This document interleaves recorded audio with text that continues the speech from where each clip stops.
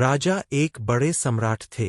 पृथ्वी पर उनकी शानदार सत्ता थी, परंतु उनके भीतर एक अज्ञात असंतोष था।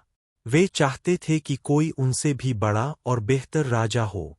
एक दिन राजा ने अपने सभा में एक महान बोधिसत्व के बारे में सुना। उसका नाम था गौतम बुद्ध। राजा ने सोचा, यह बुद्ध कैसे एक बेहतर राजा हो सकता है।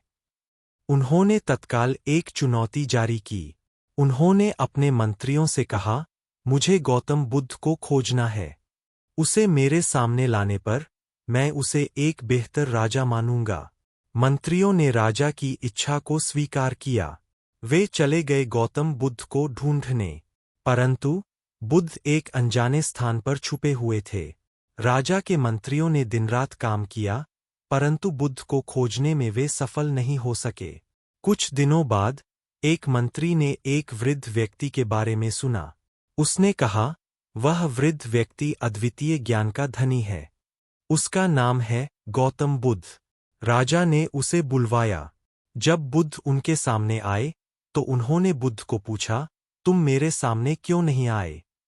बुद्ध ने गंभीरता से कहा, राजा, मैं तुम्हारे इच्छाओं के लिए यहाँ नहीं आया। मुझे तुम्हारी सत्ता या धन की इच्छा नहीं है। मैं सिर्फ लोगों को धर्म की ओर प्रेरित करने के लिए यहाँ हूँ। राजा ने उसे खुश नहीं किया। उन्होंने बुद्ध को बंदी बनाया और उन्हें अद्यतन बनाने के लिए उन्हें बंद कर दिया। परंतु बुद्ध ने बंदी बनाए जाने के बावजूद भी ध्यान की प्रक्रिया जारी रखी। उनके ध्यान की शक्ति ने राजा को भी अपनी ओर खींच लिया। राजा ने उसके प्रकार में अनजाने एक साधु के साथ बातचीत की।